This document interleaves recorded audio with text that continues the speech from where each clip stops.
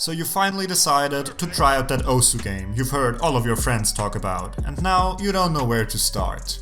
Well, turns out you're in luck, cause that's exactly what today's video is going to be about. First of all though, it's called Os and not Osu.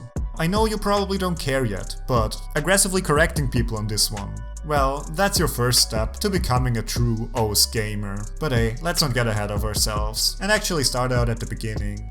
What's going on everyone? It's me Ste here, and as you could hopefully tell from this -5 IQ intro, today's video is going to be a beginner guide on how to click the circle. As some of you might know, I already made a 30-second version of this before, but there was a ton I couldn't cover cause, well, just look at this video's duration and you can probably tell. Anyways, as you can see, there's a lot to go over, so I don't want to waste your time with an overly long intro, so let's just get right into it. Now, because just telling you how to press mouse 1 would be kind of a shitty tutorial, I really wanted to cover everything you will need as a beginner. Which means there are going to be a lot of individual segments to go over. And if you actually are completely new to the game, I would really recommend that you watch all of this video, which I'm not just saying because I want that sweet watch time. But if instead you're just interested in some particular chapter, feel free to jump to that. You can find the timestamps down in the description. But now, let's actually get started. While you're most likely already familiar with the basic gameplay elements, just in case some of you aren't, let's quickly go over them. This is a hit circle. When the outer circle hits the inner one, just click on it. No, don't do that. Of course, that's the moment when you should click them. But as you might have noticed, this is a rhythm game, so ideally you'd base your clicks on the music. Which annoyingly is quite difficult for the easier maps because they are incredibly undermapped, but better get used to that as soon as you can. Next up, sliders. Also easy. Just click them, hold and drag along. All you gotta do is stay inside this area, but sometimes you'll see players just not follow them. What's up with that? Well, technically, you only need to be inside the circle on those slider points. But especially in the beginning, that's not a good practice, so just follow it all the time. Now, they can come in a variety of different speeds, but usually they're not supposed to surprise you. So you can basically just follow them with the same speed you had before. As for spinners, just hold and spin. The faster the better. Alrighty, the basics are well and good, but they still don't tell you how you would play something like that. So let's actually talk about the different patterns you can encounter. But when getting into reading patterns, it's also important to define what that actually means. Reading basically just means look at your screen and know what to do. And it's how you're supposed to play. I'm just putting that out there because a common reaction you see when new players join the game is that they think pro players actually memorize the maps. They don't. But enough of that, let's get into the patterns. Those are jumps. They're probably the most important pattern in the entire game. The way you play them is by flicking your cursor from one node to the next. And ideally, you'll try to read every individual element. And most of the time they're spaced half a beat apart from each other, so their difficulty comes more from the aiming part than anything else. Those are streams. They're the complete opposite. You want to aim them as smooth as possible, and they're hard because you'll need to tap a lot. But just in case you're wondering, no, we are not reading the individual elements in there, which can all make it a bit complicated. But as a beginner, don't worry about it, you shouldn't even see them for quite a while. What you will encounter though is its little cousin, the burst, which is basically a mini stream. And especially 3-note bursts are really important that you can play them smoothly, cause they appear a lot and they are one of the most basic patterns. But in both cases, regardless of length, before you get any weird ideas, let me just tell you, you will need to alternate them. And that holds true for all playstyles. And that's basically it for gameplay. So next, let's get into the devices you can use to play them. Okay, first up, what I want to start with are the different input methods which you can use to play. However, please keep in mind that every style can reach the top. It doesn't really matter, cause it's only really a question about personal preference. So I can't really give you the right or wrong way to play. Just look at FG Sky. He literally plays with a mouse on a pillow and he's a top player. Now, this obviously doesn't mean that you should go and play the same way because pillows are some secret top tier strategy or something. Like, of course they aren't, and I don't think I need to explain that, but it just goes to show that anything can work. And really, the only thing that matters is your personal skill. However, the one thing which I'm definitely going to tell you to do is use a keyboard. Cause, while yes, you can technically play with just your mouse, using the mouse buttons will make your aim incredibly shaky, so please don't. And for that, just go to your settings and under key bindings, just select the two keys you want to use, which ideally are going to be next to each other if you want to use your index and middle finger, but if you want to use your ring finger instead, just put a space in between them. Both of those will work just fine. Alright, now that you have your keys, how are you going to click the circles? Well, there are 3 primary ways, plus one special one, which I'm going to cover a bit later, because it only works for tablets. But other than that, your playstyle is either single tapping, alternating, or a mix of the two. Now, single tapping basically means that you have one dominant finger, with which you play everything but streams and bursts. Its main advantage is that it's a bit easier to get good at, but it can struggle a bit at really high BPMs. And for alternating maps, you'll still need to alternate anyways. As for alternating, it's basically just switching your finger after every single input. And its main disadvantage is that your act will probably be a bit worse because you have to manage 2 fingers at once. But using both fingers equally will also mean that you strain each one less. So it gives you better stamina and it also makes it easier to play really fast maps. And lastly, there's semi-alt, which is also the playstyle I'm using. And it basically means that you alternate everything except jumps. So it kinda just combines the benefits of the 2 playstyles. Plus, if the maps ever get too fast, you can always just fall back on alternating. But there are also some downsides, like it's a bit harder to actually pick up and it also makes some patterns a bit more challenging. Especially if you still kind of have a dominant finger like I do. But that's it for the tapping styles.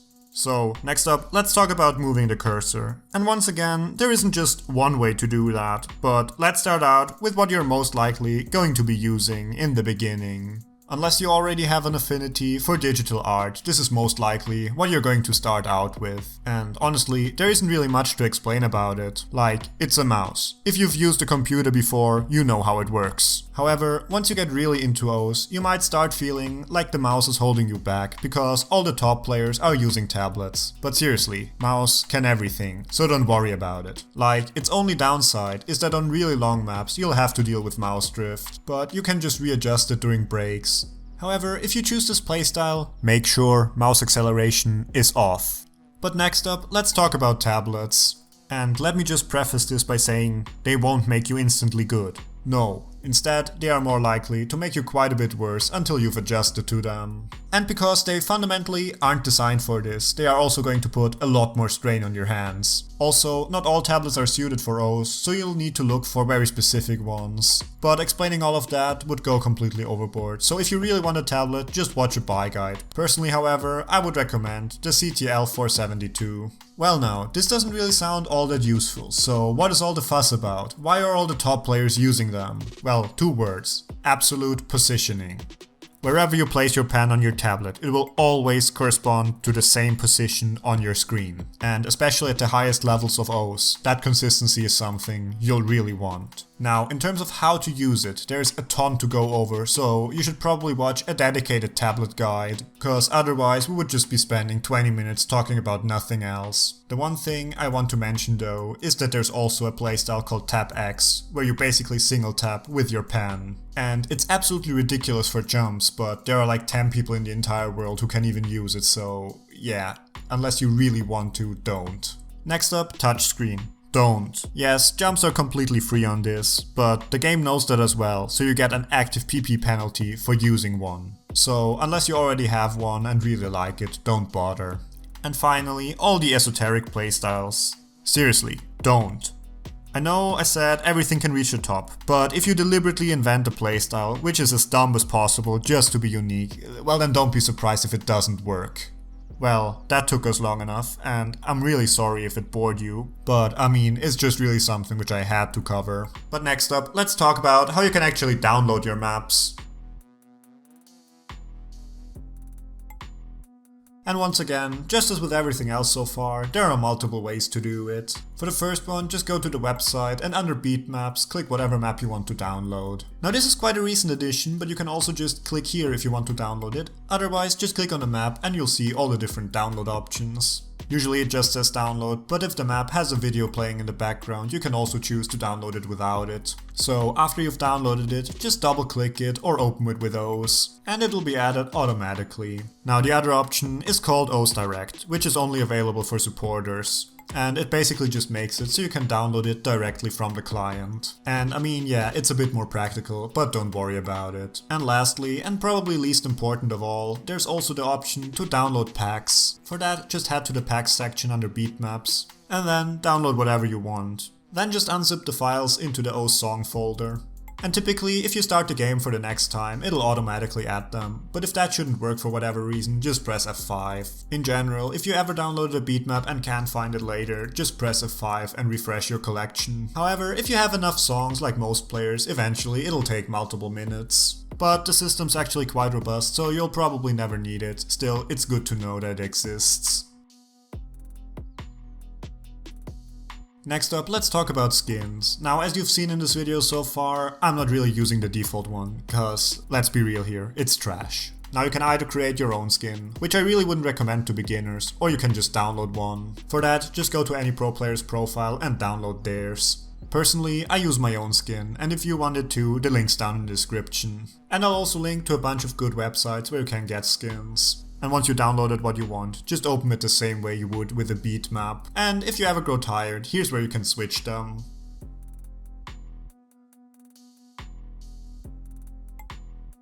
And now that we're done with the downloads, we've covered almost all the options of the pregame setup. But before I can let you jump into your first farm map, we still gotta cover the settings. That's right, because you see, even though OS of course does not really have high graphics requirements, the gameplay is kinda tied into the frame rate, so you can't just cap it at 60 and call it a day. But luckily, you don't really need to worry about that because I'll just walk you through that. So first up, just open up your settings and go to graphics. Now I would really recommend that you always have this on. Now it's quite apparent that the first number is your frame rate, but what is the second one? A lot of people believe that this is actually the input lag, but it isn't. It is just the inverse frame rate, and it tells you how long the game took to render each frame. But that doesn't make it completely unrelated from input delay. Now please don't quote me on that, but because your input gets checked each frame, it also tells you the maximum input delay that OS would add. So you're saying it's basically input delay anyways. Well, it doesn't really matter. The only thing you care about is getting this number as low as possible. And how can you do that? Well, put the frame rate at unlimited. Oh, well, that's going to be an issue then. So just put it to optimal then. And yes, that will lead to a tiny bit more input delay. So you could say it's kind of a trade-off. But compare that to the game just freezing for a second. Yeah, it does seem a lot more worth it now. Next up, if you need it, compatibility mode and reduced frames. If you even have somewhat decent hardware, you're not gonna need them. But if you're experiencing any weird stutters, just check them out. Next up for the layout. You really want to play with full screen, because playing in a windowed application will have quite a bit more input lag. But what if you want the game window to be a bit smaller? Still leave it on, but also turn on render at native resolution. Now you can even position it wherever it's most comfortable for you. And this basically covers all of the necessary options. But let me just go over some other settings I would recommend as well. Under detail settings, turn off hit lighting and combo bursts, the rest doesn't really matter. Under general, just put background dim to 100. This will set it for all maps, so you'll no longer have to do it in the beginnings. Now you don't have to play with your background dim, but I don't know about you, but when I'm trying to play, I really don't want to see this. Like, it can be really distracting. No, let's actually be serious for a second. You mainly want it because it increases contrast, so it's easier to make out the hit circles. Next up, for the score meter, just select hit error, because the other thing is just completely worthless. What it means is, if the lines start showing up at the left, you're too early, and if they show up at the right, you're too late. Especially in the beginning, this will really help you increase your AC, because it just straight up tells you what you're doing wrong. But I would also really recommend that you scale it up quite a bit, so you can actually see what's going on. And if you ever want to try out Mania, also turn this one off. Next up, if you're using a skin, turn off ignore all beatmap skins. Now what this does, well on modern maps it basically just makes it so you'll always have the same combo colors, and on older maps sometimes they threw in a random skin as well and it just won't affect you now. In general, with that part, just copy my settings, and for the cursor size, select whatever you're comfortable with. And lastly, mouse settings. I would recommend that you turn on raw input. And for the sensitivity multiplier, personally I would recommend that you use 1. But that's just cause then it will have the same speed as if you were to move the mouse on your desktop, which in my opinion at least seems a bit more intuitive, but then again, just pick whatever you're comfortable with. Also, if you're using a tablet, definitely make sure that you're disabling mouse buttons. You can do that either here or by pressing F10. But that leads us straight to our next segment, which is going to be shortcuts. Okay, so you already know what F10 does, but all the function keys actually do something. In the main menu, F1 through 6 are related to the song, which is playing in the background. F7 changes your frame rate, F8 and 9 open friends and chat, and F12 makes a screenshot. But in Song Select it's a bit different. There, F1 will open the mod menu, F2 will select a random song for you, F3 is like a right click, and F5 refreshes your collection. But now it's finally time to get into the game. In Osu, there isn't just one game mode, there are actually 4. However, this tutorial will only cover the default one. But I still want to at least show you how you can access the other ones. Just click down here and select whatever mode you want to play, which will also show you your rank and performance in the mode. Now just select any standard map and it will be adjusted for the game mode. This is what you call a convert map, don't play them. Instead, up here, select sort by mode and then just pick maps which are actually designed for the game mode you want to play. But you can also tell what game mode a map is for based on the icon next to it. But say you only want to play standard, but sort them by something different, well, there's one more way. Yep, you can just type a search query. And you can actually just base it on anything, whether that's length, or stars, or approach rate, or whatever else. Like this, you can also filter them by title, and what's important for this segment, by mode. For that, just type mode equals and then use the corresponding letter. And yeah, just in case you're wondering, you can even combine searches. And if you want to clear your query, just press escape. Alright, that should cover searching. So let's talk about how your score gets calculated next. As you can see to your left, songs have leaderboards. And they show you the top 50 plays on that map. But how do they get calculated? Well, you see, it's different in every mode, but for standard, it basically boils down to the rating you get when you click an object times your combo, and then you multiply this with any modifier you've added. And finally, you add the score from the spinner. Now this all seems complicated, but luckily the game does it for you, so don't bother. All you need to know about it is more combo and more ag means more good. However, for that aspect, combo is valued a lot more, which honestly is dumb, cause it's a rhythm game, but hey, what can you do? Cause it's just how the game works. And even though all of your scores are saved locally, the server only keeps track of your highest score on the map. Which most likely isn't really going to affect you, especially in the beginning, but just keep that in mind when we talk about PP later. But first, let's talk about how you can find out how difficult a map is going to be.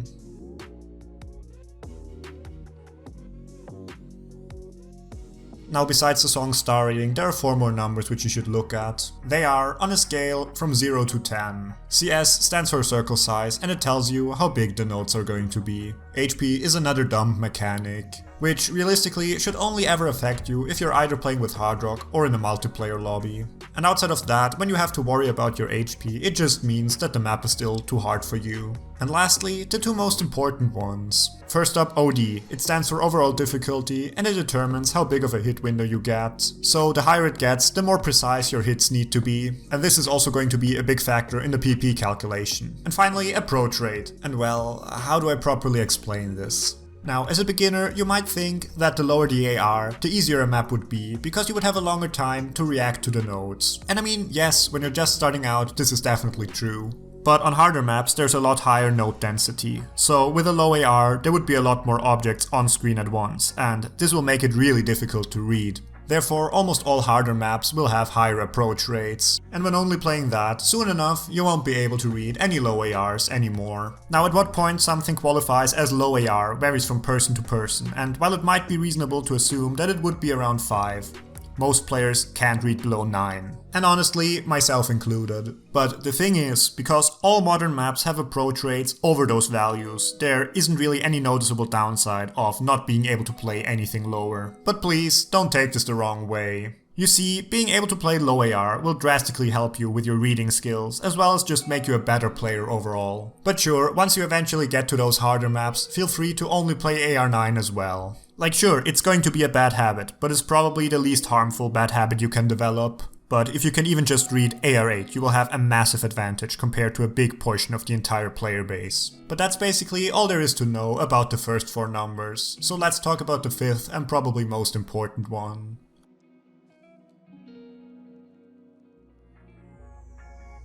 There are 2 ways by which you can tell a song's difficulty, and star rating's definitely the more reliable one of the 2. But alternatively, you could also look at the difficulty names, cause they do correspond with something. To know how this works, just go to the Osu ranking criteria and yeah, it's long and boring and it doesn't really matter, cause it's only going to be relevant for when you try to make your own maps. However, all the ranked maps you will download are going to follow this. Maybe not all of them, but those are exceptions. Basically, when downloading a ranked map, you can be sure that people who know the game better than you already took care of checking the quality. But just as a rule of thumb, as a beginner, stick to easy, normal, and eventually hard. But now, for the way more relevant one, how does the star rating work? Well, it's a lot of math, but then again, we don't want to calculate it, we just want to know what we should play. So just look at it like this. If it's below 1 star, it's super easy. Like, your grandma could do it levels of easy. Like, you won't learn anything when playing them. Maybe in the beginning, play 1 or 2 of them, but then move on to 1 to 2 stars. 1 to 2 stars is kind of where mapping actually starts, but it mostly still won't really follow the music, cause unless the song is super simple, it just can't. So just play that until you have somewhat of a basic grip on the fundamentals, and then it's time to move on to 2 stars plus. And that is probably the first category, where you should actually spend more than a couple of hours. Cause that will finally be the point where most maps can at least somewhat represent the song. And then you get to 3 stars plus, where it basically just becomes regular maps, which are maybe a bit simpled down.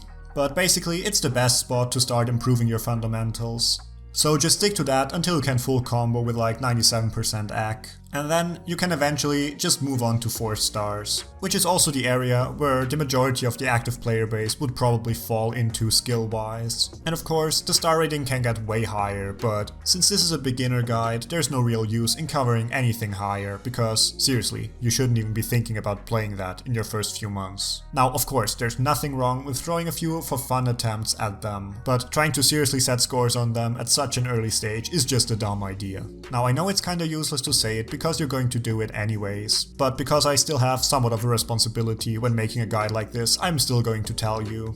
Don't rush playing high star maps. Seriously, it's only going to lead to bad accuracy and you being frustrated in the future. And you can trust me on that one. Just like a lot of players, I've actually been there as well. And it really isn't funny to try and get your AC back up from 80. Like, it takes forever, it's going to be frustrating, and you won't even see the improvement for quite a while. And it's also where most people just end up quitting instead. But then, why do so many people actually end up doing dumb stuff like that? The answer is called PP. Now, what is PP? It basically translates to performance points, and it's the metric by which you are ranked on both a national as well as global leaderboard. Now, once again, it works with a ton of math, which is really hard to explain. But every time you get a new high score on a map, it will have a PP value attached to it, which then goes to a system which adds up your 100 highest PP values. And the lower it falls on this list, the less it gets valued, and whatever number comes out of that is your PP. And when you go and check out your profile, you can see your 100 highest plays as well as how your rank has improved over the last 90 days. Now, your PP value is kind of supposed to represent how good of a player you are. And just as always, when you try to condense something like that into a single number, it doesn't always work out. Now, don't get me wrong, I'm not trying to bash the system. For what it's worth, it works fine. But once you start measuring your improvement by only that number, it's going to become an issue. Of course, at least subconsciously, everyone kinda does it. And that's also one of the main reasons why so many new players get the great idea of playing maps which are way outside of their skill range. Cause, I mean, harder maps just give more PP. And there are quite a few very short maps which are optimized to give as much PP as possible. And as long as you're somewhat skilled at the game, if you just keep throwing attempt after attempt at the map, eventually you'll end up hitting its patterns and then it's PP payday. Which is going to make you feel good and feel like you've improved a lot when in reality you haven't. Cause all you did was throw away your time spamming a map which you can't play yet. And no, even if you FC it, getting any AC lower than 95 does not mean you can play it. But hey, back to PP. Especially in the beginning, you really don't want to be worrying about it. Cause you should primarily be focused on actually improving your skills. Cause you see, you can always get PP later, and the better you become, the easier you can get it. So don't fall into the trap of just looking at this metric.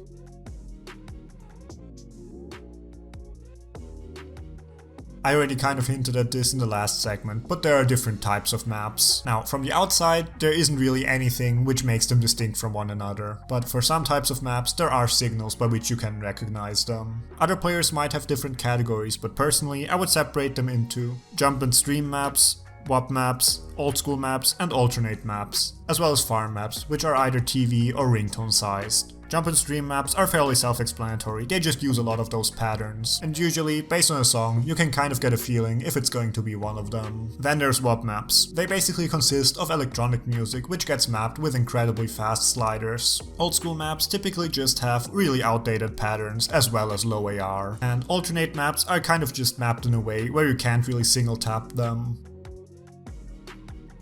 And lastly, farm maps. They're usually very short, and most of the time they're either an anime opening or a dumb meme song. TV-sized maps are around 1.5 minutes long, while ringtone size can be anything from 30 seconds to a minute. Now, the reason you need to know all of this is so that when I tell you don't play farm maps, you know what to do. And to a lesser extent, so you know what other people are talking about. But hey, when we're already on the topic of maps, let's talk about what you should and shouldn't play. Alright, let's go over what you should play first, cause that should be quite a bit faster. Basically, play longer maps to get better consistency. Try and play as many different maps as you can, so you can diversify your skill set, but most of all, play something you actually enjoy. Cause if you're not having fun, then what are you doing? But now, let's put fun aside for a second and talk about all the things which you shouldn't do. So, don't play, well, if you couldn't already tell from the last segment, don't play farm maps, especially not this early, cause PP doesn't equal skill. And also, don't just play short maps, but when you do, at least play the TV-sized ones and skip ringtone altogether. Now, I don't want to make it seem as though you shouldn't play short maps at all, cause that would be stupid. Cause as long as they aren't the only thing you're playing, you should probably be fine. It's just, your consistency will thank you later. In the same way, also don't play maps which are still too difficult for you, cause you'll be just flopping around with your cursor and won't gain anything from it like that. And those are probably the main things which you should avoid, but while we're at it, let's also talk about mods. Straight up, mods are great, and they can completely change how you play a map. But the thing is, as a beginner, that's not really what you want. Like, ideally, you would really want to develop your fundamentals through playing no mod. And before that, I wouldn't really recommend that you start incorporating mods into your play routine. Cause you see, you can get dependent on them as well, and then you can't play no mod anymore. Which is bad because harder maps will have different patterns than their easier counterparts. But if instead you just put mods on the easier map, it'll still have the same patterns, but they'll just be a bit harder. And I mean, yes, it will also help you, but it would help you more if you just played more maps. But that being said, I don't want to just come off as telling you what not to do, so let's actually talk about the mods. Basically, there are 3 relevant mods: Hidden, Hard Rock, and Double Time. And then there are 2 more mods which also give you PP, but you can basically ignore them. They are Easy and Flashlight. And each of those mods has quite a lot to talk about. Now, each of those mods has quite a lot to talk about, but I have an entire series of videos which covers them, so I don't really want to talk about this here. Plus, I guess that by now we're far enough into the video where I can start to ask you to please check out my channel and subscribe if you're interested in that. And this basically concludes the how to play part. So now with this last big segment, I want to focus on the social as well as multiplayer aspects of the game. Cause yes, clicking circles has PvP.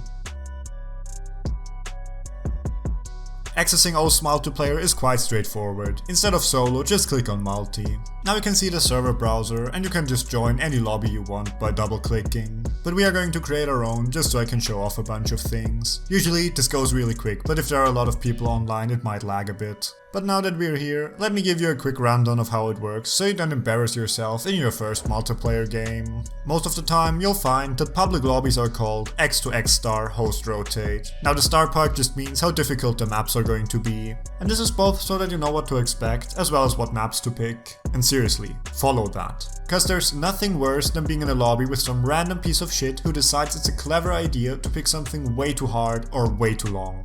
And yeah, you'll get to pick 2, because host rotate means that after every single map, the next person gets to pick one. So after you had your go, just right click the person below you and transfer host privileges. Also, if you ever host your own lobby, please make sure that free mod is on. Like outside of tournaments, there's no real good reason why it should ever be disabled, and it helps keep better players engaged as well. And lastly, when you join a public lobby, you really shouldn't expect people to take your skill into consideration. Like, there are a ton of lobbies with 2 to 3 stars, but if you deliberately decide to join something harder, well, that's on you. But now that we have the multiplayer covered, let's talk a bit about the Osu community in general. Well, it's not the worst one out there. Nah, jokes aside, it's actually a really cool community. In Osu itself, you have the in-game chat where you can talk to any other person who's currently online. Or you can go to the Osu forums, which also exist, but Osu is also strongly represented on other sites. Like, for example, there's Osu Twitter. Now, me personally, I wouldn't even want to come close to this cesspit. I much more prefer the Reddit community. Over there, you have r/osgame where you can either farm upvotes by posting screenshots of scores you didn't achieve, or you can find YouTubers who try and promote their shitty content. There are also a bunch of other Osu related subreddits, but why don't you instead join a Discord? For example, there's a really cool one which is linked in the description, just go and check it out. But before you can properly engage with the Osu community, there are a bunch of terms which you should know. Alright, let's start with the elephant in the room. Now, Funny Number is by far the most important event in all of Osu history, which, if we're honest, probably even surpasses the game's creation. Cause about 5 years ago, our great Lord and Savior Cookie Guy set a play so impressive that even the top plays from today would pale against it. That play was Blue Zenith 4 Dimensions with Hard Rock. A play which at the time was worth 727 PP. And yeah, that number is still the most popular meme in the entire community 5 years later, but whatever. The next thing you should know about are X digits, and it just refers to the number of digits in your rank. For example, when you're starting out, you will be a 7 digit, then you'll be a 6 digit, then a 5 digit, and so on. Interestingly enough though, that actually stops at the top 100, but that probably has more to do with the fact that 1 and 2 digits sounds incredibly stupid. And then there's Osu Laser, which is an entirely new version of Osu built from the ground up, kinda like an Osu 2 if you will. But it's been in development since 2015, and the joke kinda is that it will never come out, even though Peppy keeps saying the opposite. And I mean, you can literally already play it. It's just a laggy mess and you can't submit scores with it. But honestly, I'd rather have it take forever and then actually be good. And I mean, it's not like it's actually going to be a different game when it eventually comes out anyways. Like, it's just going to be a better version of what was already there. But those are just a bunch of the many Osu memes which are out there. But of course, I can't cover all of them, cause then we'd be here forever. So let's move on to the final segment on my list. Now, over the past 30 minutes, I've covered everything you need to know as a complete beginner. But with this final segment, I just want to give you an outlook of what still lies ahead. Cause say for example you want to actually get into mapping. Like in this case, when it comes to standard, I would be quite a bad teacher. Plus, since it's something very specific, it also completely goes past what this video actually aims to do. So in that case, I would really recommend that you go and check out Pishy Fat. Like, he has some absolutely amazing tutorials for beginner mappers where he explains it way better than I ever could.